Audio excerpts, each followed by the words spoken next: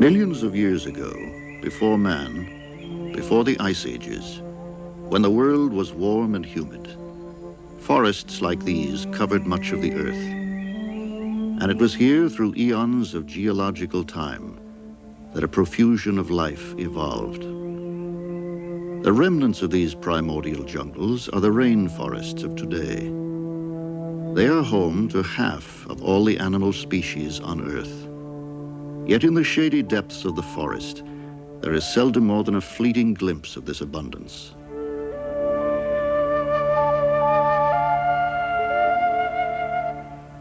When they are seen, the animals are often revealed as strange and splendid examples of natural perfection and adaptation.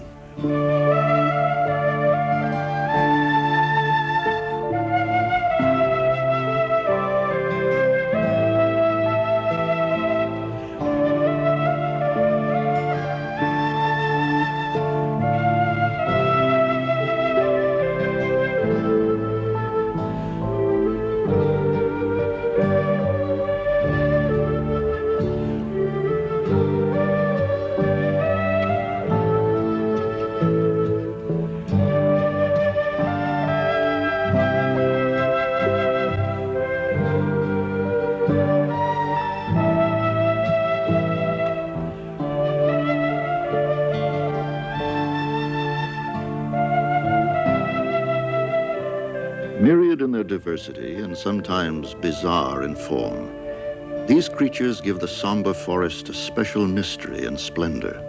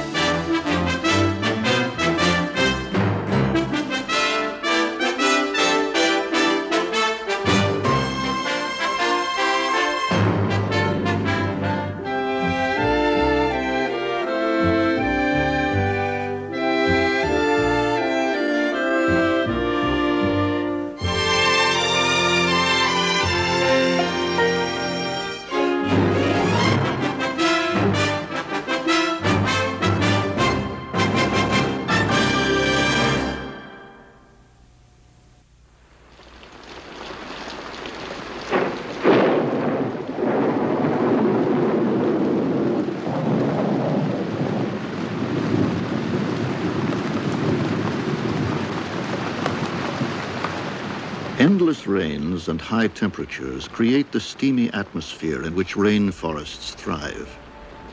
These conditions occur now only in a narrow belt around the equator, where forests blanket some 3 million square miles of the Earth's tropics.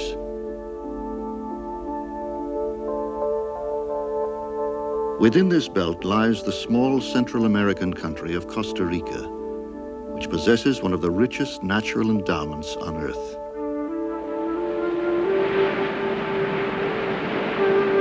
When Christopher Columbus landed here in 1502, he found a mountainous land of rivers and forests like those he'd seen 10 years earlier in Hispaniola.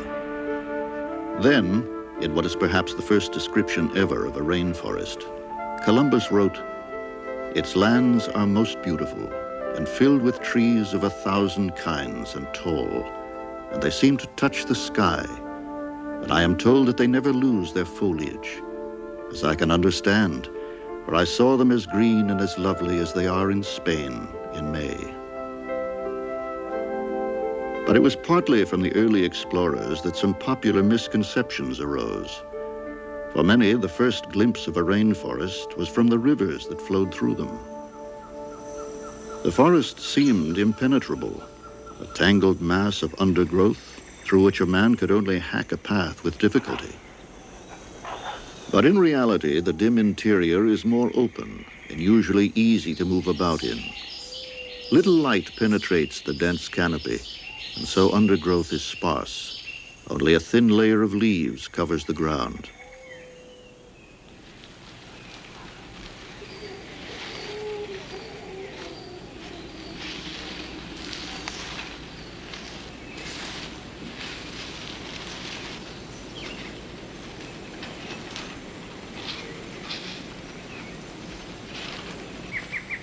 coral snake searches for a place to drink and finds enough rainwater in a curled leaf.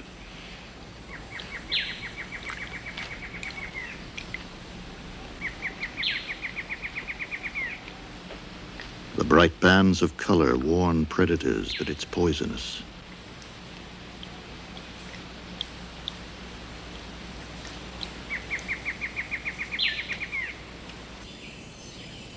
Below this thin layer of leaves lies the forest soil, and a paradox, for the luxuriant vegetation of a rainforest is often based on impoverished soil.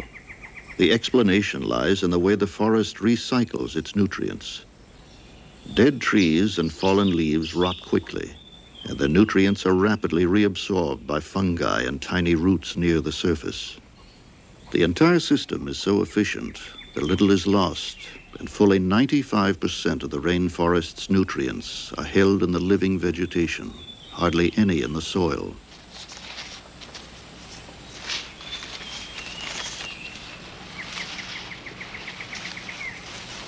To shed its old skin, the coral snake rubs its body against rough surfaces in the leaf litter.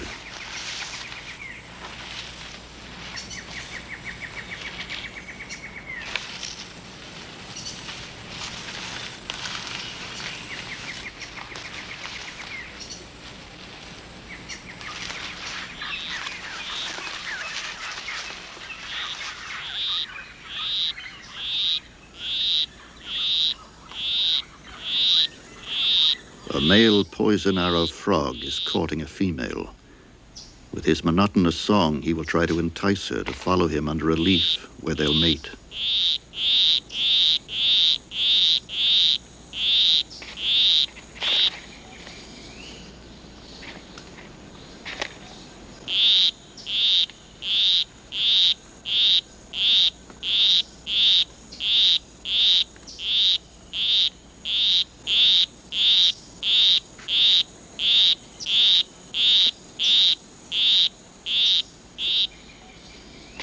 The male leads the way.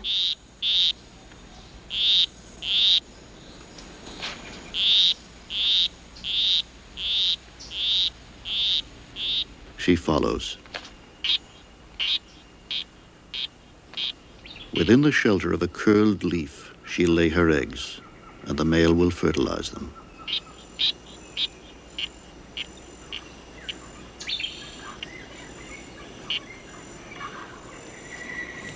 She has produced 5 eggs in a cluster of jelly and will stay nearby until they're ready to hatch.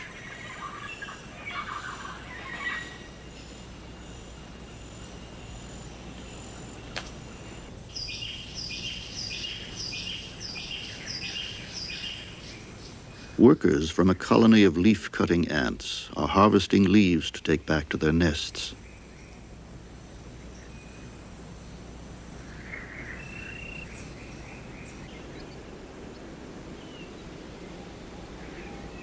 With their scissor-like jaws, they easily cut the leaves to manageable size. But some skill is needed for the next stage, when the leaf is hoisted into position for the journey ahead. For some, the problem may be too much help. For others, just a sudden puff of wind. But they're the exceptions. For most ants, it's only the first step in the long trek back to the nest, which may be 100 yards or more away. They follow a chemical trail laid down by the workers that first scouted this tree, so they seldom go astray.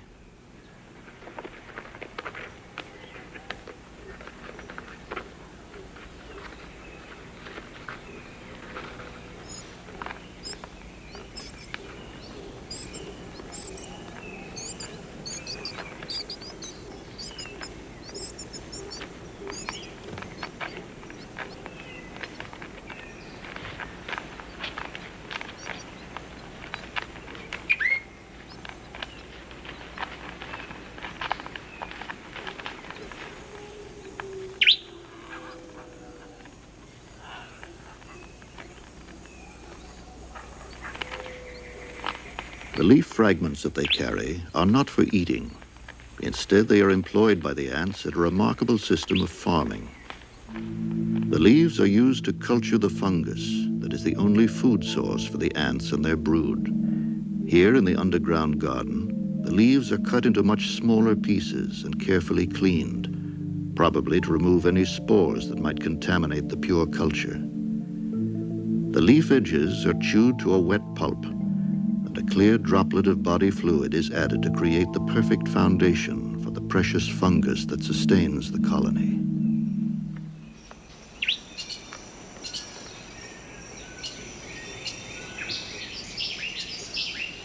This is not the work of leafcutter ants. The insects that create these patterns are seldom seen during the day. In daylight, insects are more vulnerable to predators, so many feed only at night, leaving their mark everywhere in the understory of the forest. But some insects are active by day, and this morpho butterfly is a brilliant target for a jacamar.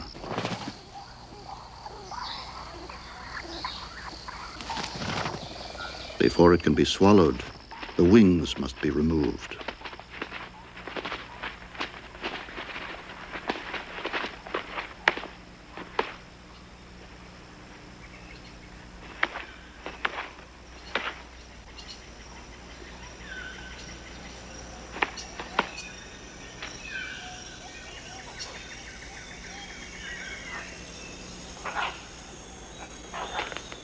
Great agility and keen eyesight make this anole lizard a formidable predator on small insects.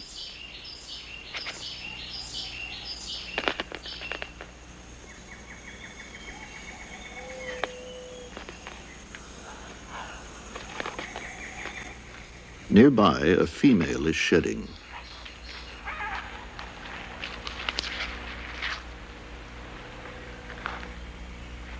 Her old skin is too nutritious to be wasted.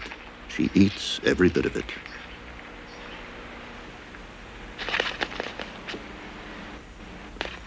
The female is in his territory, and by staying, she shows that she is willing to be courted.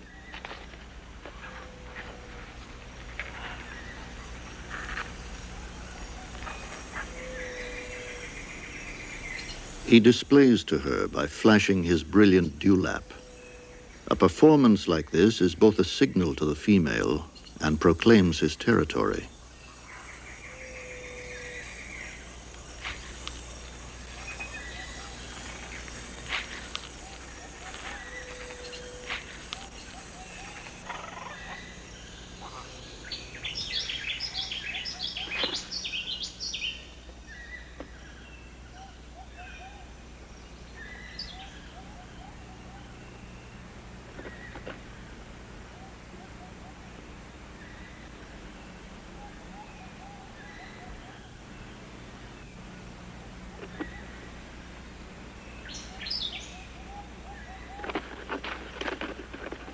The female will remain here now, and they'll mate frequently over the next few days.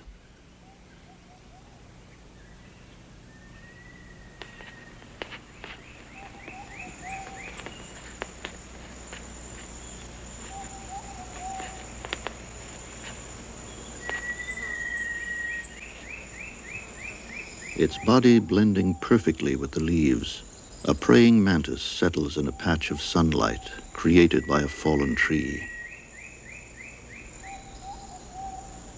When a great tree falls, a gap is created in the forest canopy. It is in these sunny spaces that the forest regenerates itself. The seedlings of most forest trees cannot survive in shade. To flourish, they need light. So the competition for space around a fallen tree is intense. And for every sapling, there is a clinging vine competing for a place in the sun.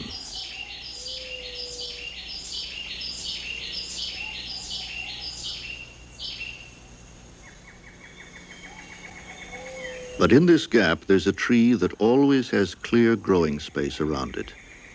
This species of swollen thorn acacia has evolved a remarkable system of defense. For as soon as a sapling or vine touches it, ants that live on the acacia attack the intruder.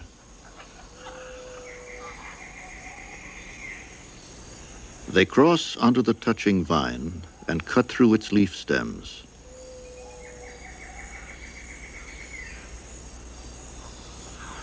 In a short time, their work is done, and the vine will lose its leaves, wither, and die.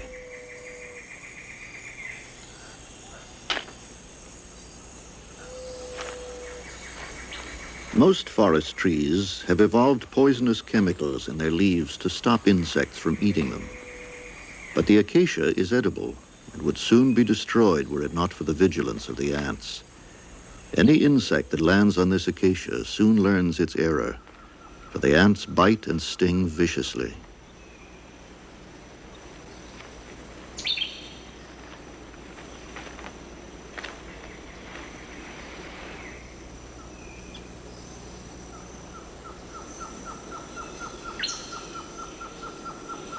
In return for their protection, the tree completely supports the ants. It secretes for them a sugar-rich solution, which they drink from little nectaries between the leaves.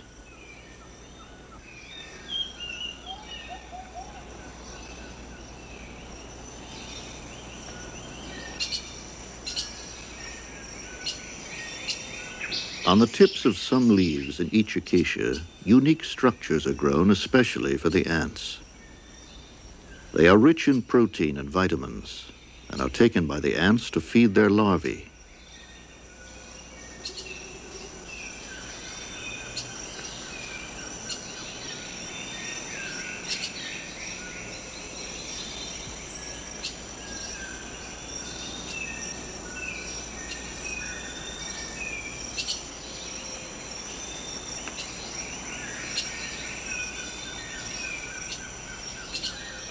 It's here, within the large hollow thorns of the acacia, that the ants rear their brood.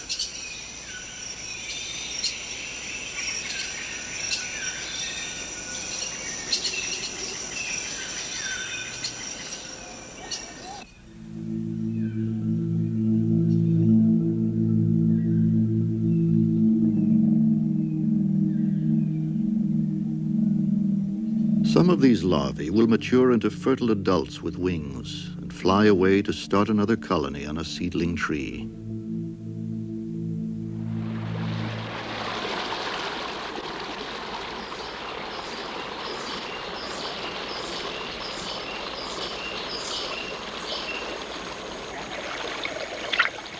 These young basilisk lizards forage along the river's edge.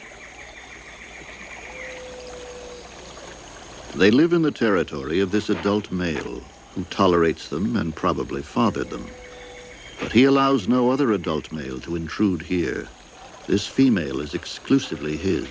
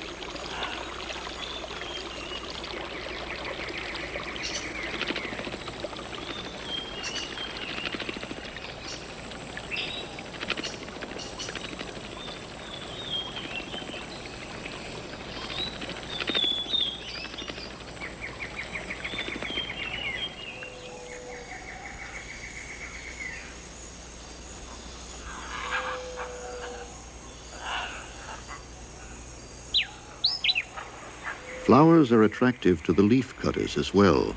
and many end up in the fungus gardens.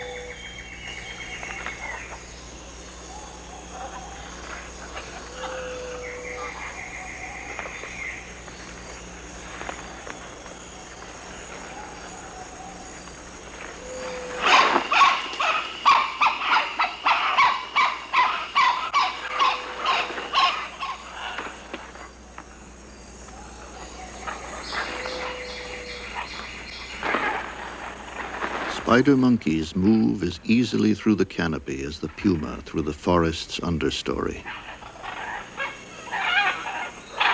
Towering 100 feet above the forest floor, the canopy harbors more tree-dwelling creatures than any other habitat on Earth. The treetops mingle and interlock to create a self-contained world. Many of its inhabitants never leave its sunny spaces to venture below.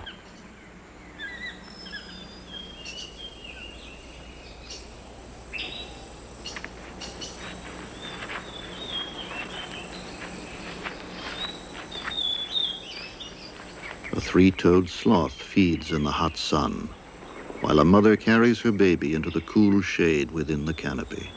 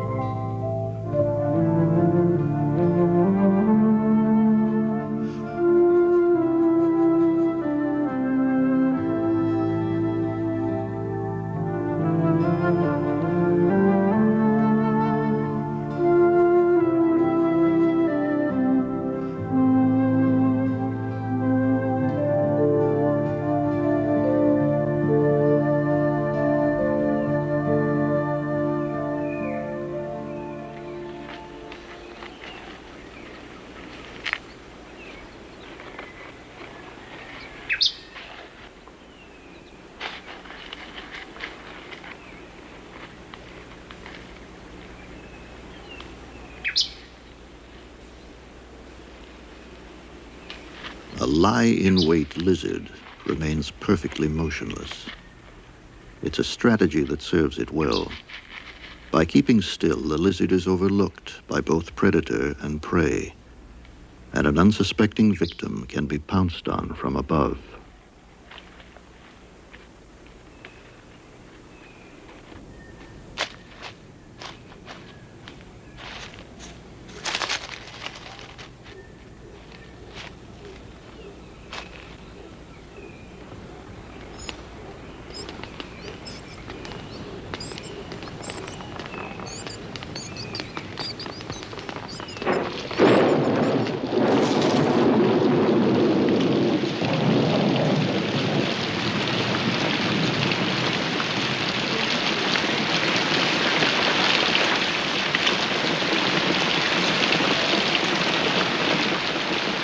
Rainforests seldom get less than 100 inches of rain in a year.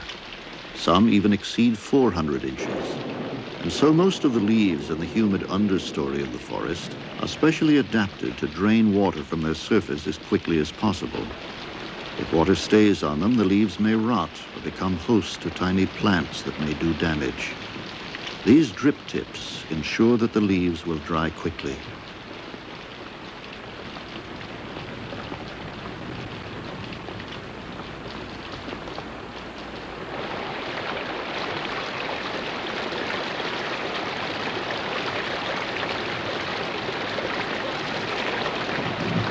The forest floor can usually absorb rain as it falls, but when the rains are particularly heavy, the forest becomes saturated, and the water runs off to flood the surrounding rivers, flushing fallen trees and debris out to sea.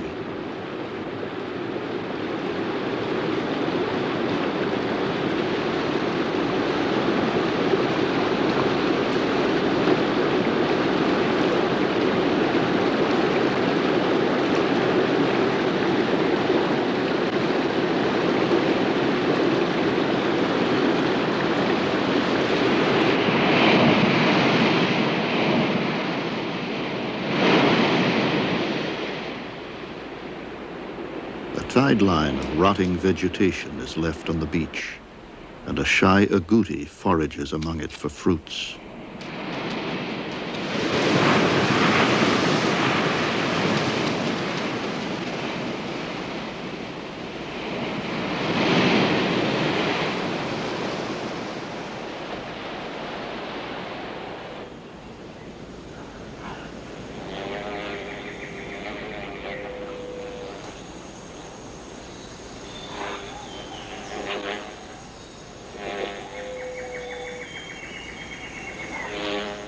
These paper wasps are drying their nest. Constructed of wood pulp, it would soon soak up the rain if the wasps didn't drink the water and spit it over the edge.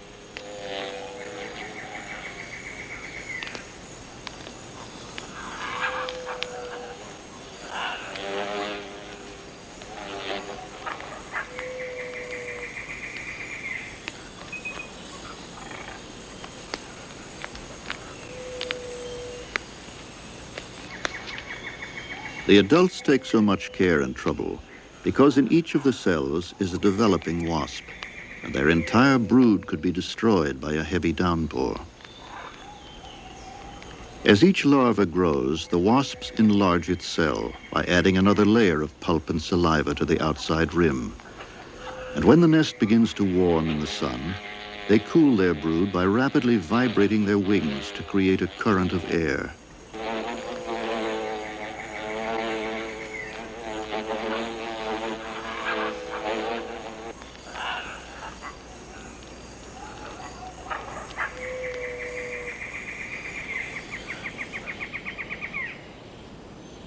The eggs of a poison arrow frog have hatched, and the female carries 2 tiny tadpoles on her back.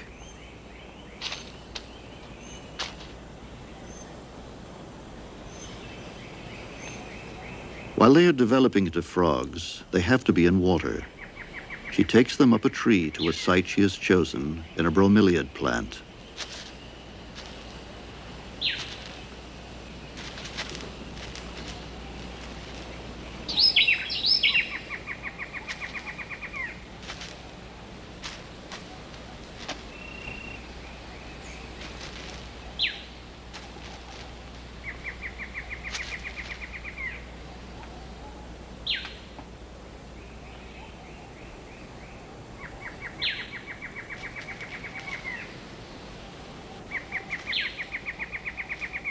She will deposit them in rainwater held in the bromeliad. She makes her way down a leaf to a small pool at its base. And here she submerges her tadpoles until they release their grip and leave her back.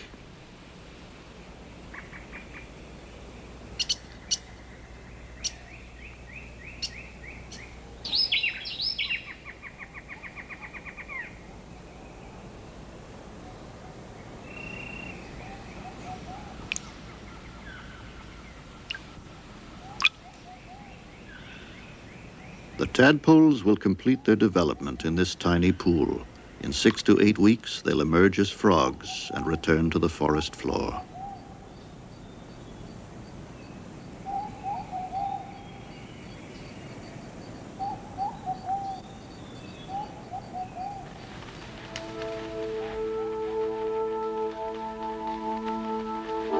Army ants are on the move. They build no permanent nests and constantly comb the forest for their prey.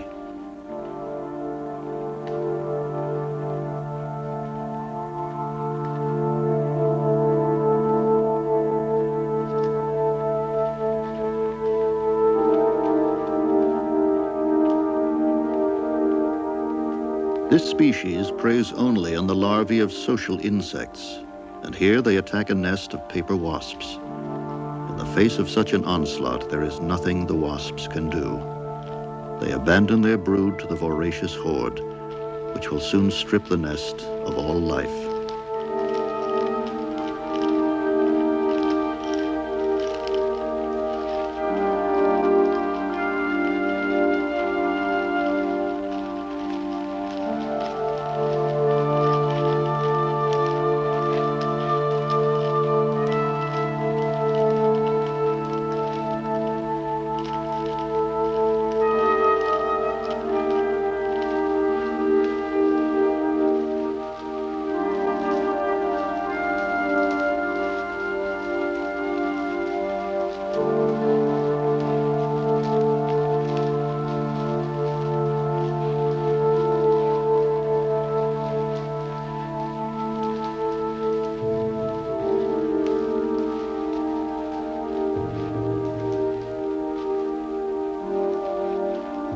They take their plunder to a bivouac on the underside of a fallen log. Here, by linking special hooks at the ends of their legs, they form long hanging chains. Through sheer numbers, these strands mesh together to form the living fabric of the nest.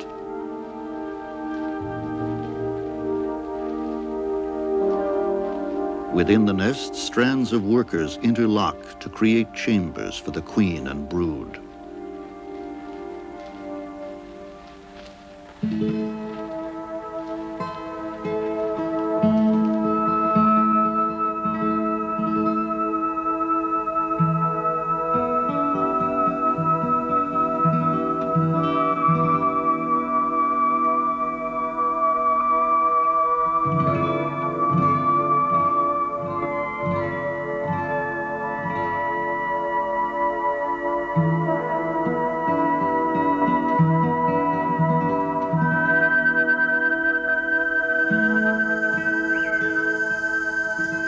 At night, the forest teems with a different life.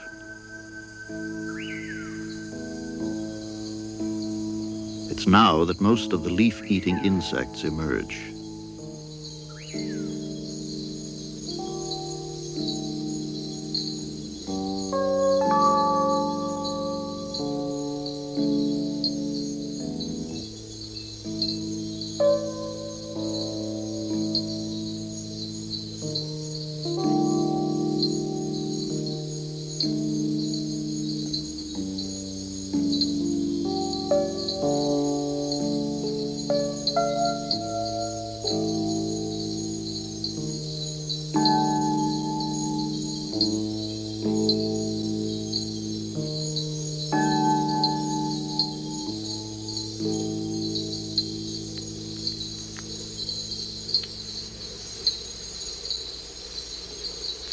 To survive the ravages of insects, most plants have evolved toxic compounds that protect their leaves.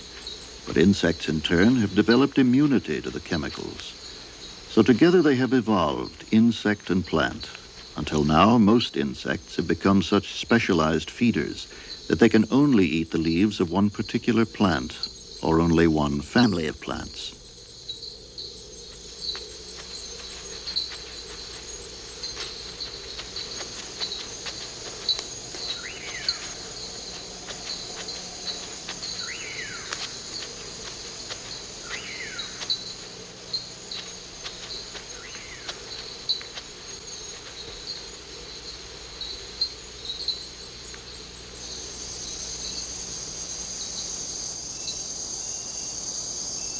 This harlequin beetle spends most of its life as a larva concealed within dead wood. But now, as an adult, it emerges to find a mate. The beetle is host to a resident colony of mites that finds refuge in the creases and folds of its back.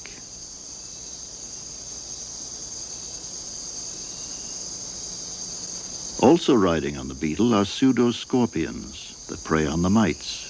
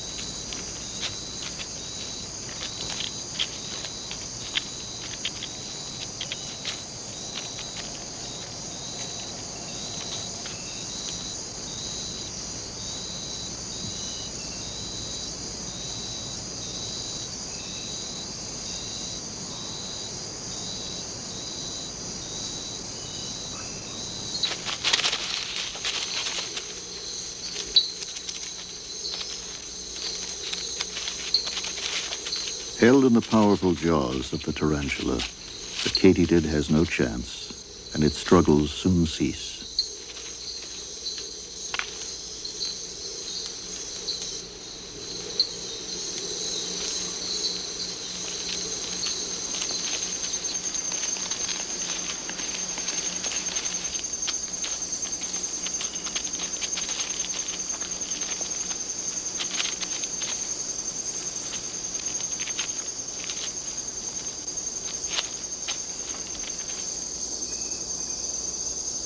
A stick spider suspends itself head down above a leaf on which its prey might walk. Its web is held by the tips of its 4 front legs.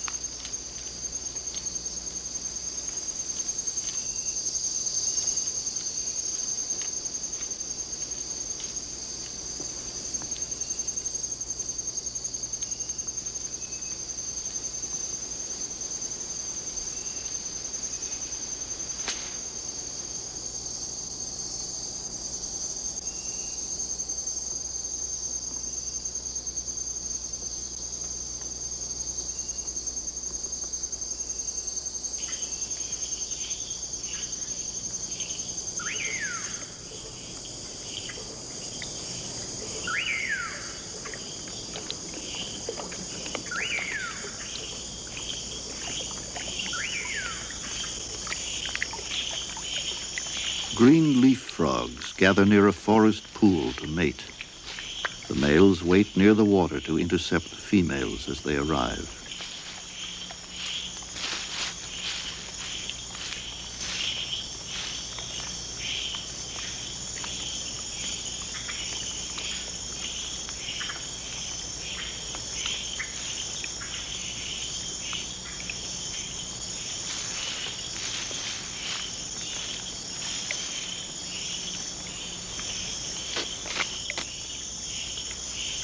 Clasping the much larger female, the male will stay with her now until she has laid her eggs.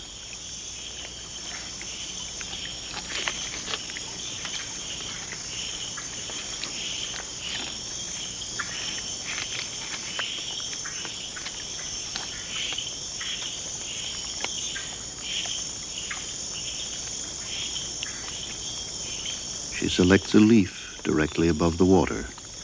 and as she lays her eggs, the male fertilizes them.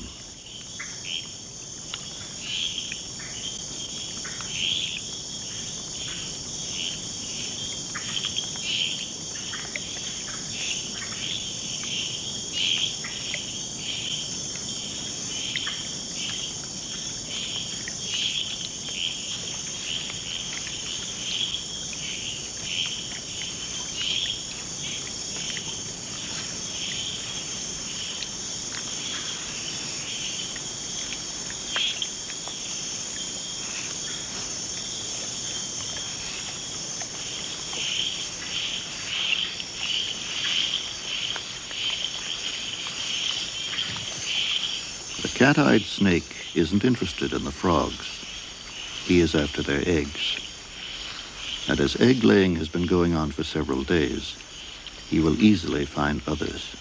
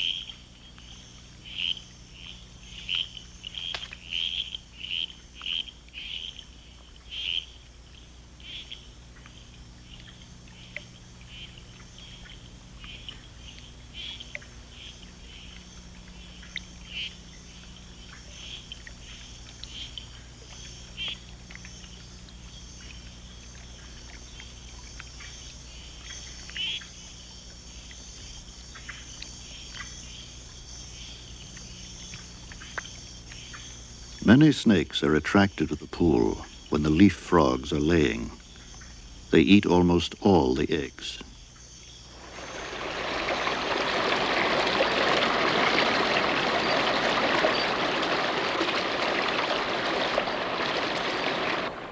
Glass frogs also lay their eggs above water, in this case, a stream. The male remains close to the eggs until they're ready to hatch. His presence probably deters flies and other insects that would harm them.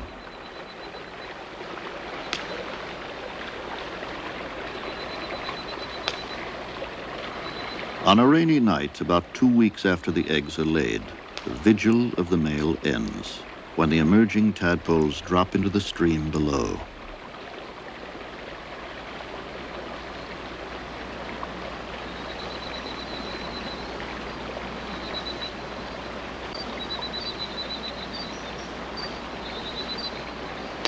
But the frogs do not always manage to lay their eggs directly above water.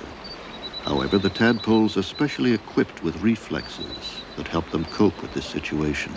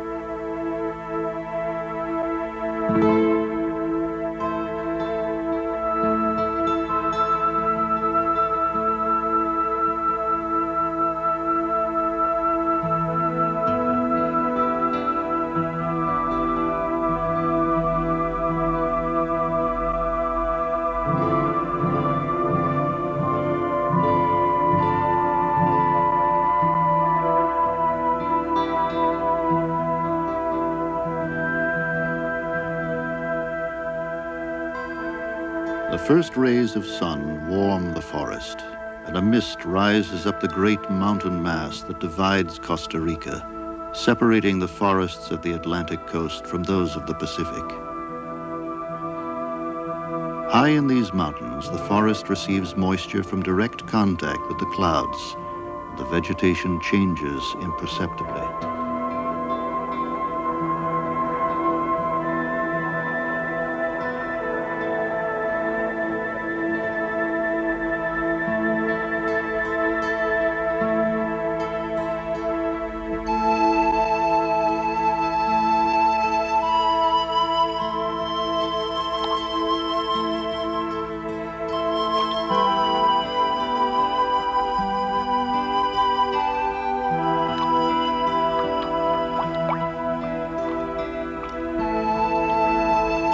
Many of the creatures found here can live only at these cooler heights, and it's here at the very top of the mountain that a rare mating ritual occurs. It takes place only during the few days of the year when contact of cloud and forest is at its greatest, when enough water has collected to form the few small pools in which golden toads lay their eggs. These toads occupy an area of mountaintop no greater than 1 square mile. They have been found nowhere else on Earth. The golden males gather at these pools and fight for possession of one of the drab females. Once firmly established on her back, the male is usually secure in his conquest and can easily repel any further challenge.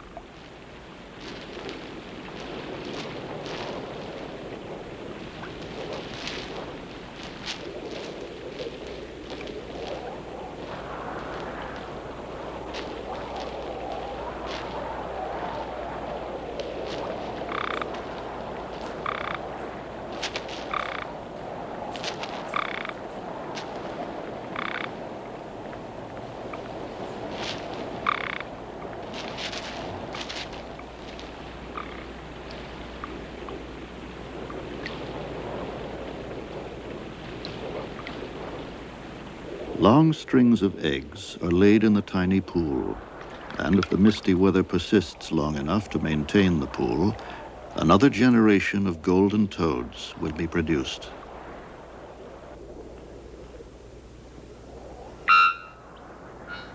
Bellbirds announce their territories from the tops of the tallest trees.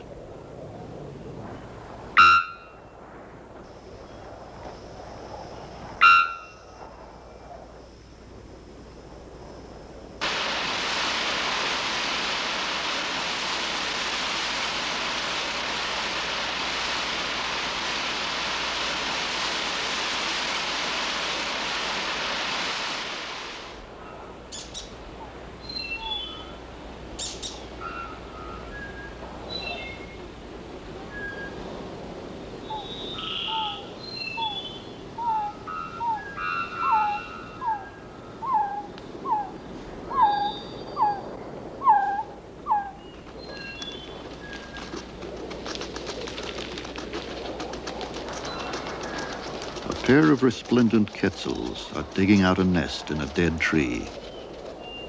The males are considered the most beautiful birds in the Western Hemisphere.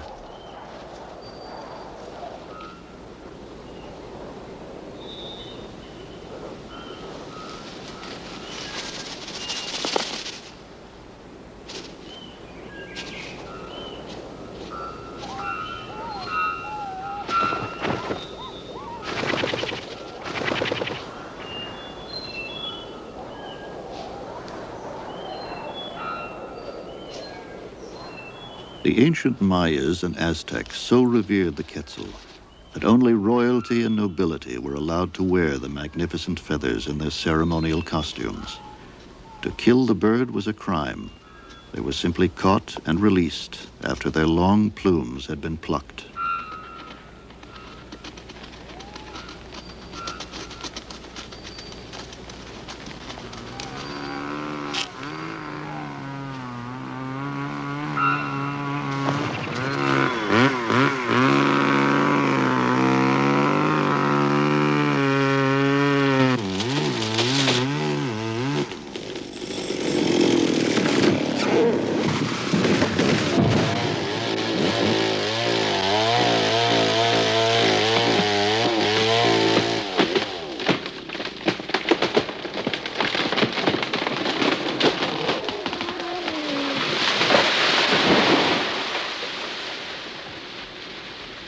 But the forests are going. At the present rate of destruction, most countries will lose their rainforests within our lifetime. And with the forests will go hundreds of thousands of unique and irreplaceable life forms that can survive nowhere else. Many will become extinct even before they have been described by science. Their importance to nature's balance and their possible contribution to human welfare will never be known. But at last, some countries are beginning to realize that rainforests justify their existence simply by being there. And tiny Costa Rica, by its example, has become a world leader in conservation. 1/4 of its land is given some measure of protection, and a full 8% is permanently protected in national parks. If other nations will follow Costa Rica's example, there is hope. But it is a race against time, because in the hour it has taken to view this film, some 3,000 acres of the world's tropical rainforest have been destroyed.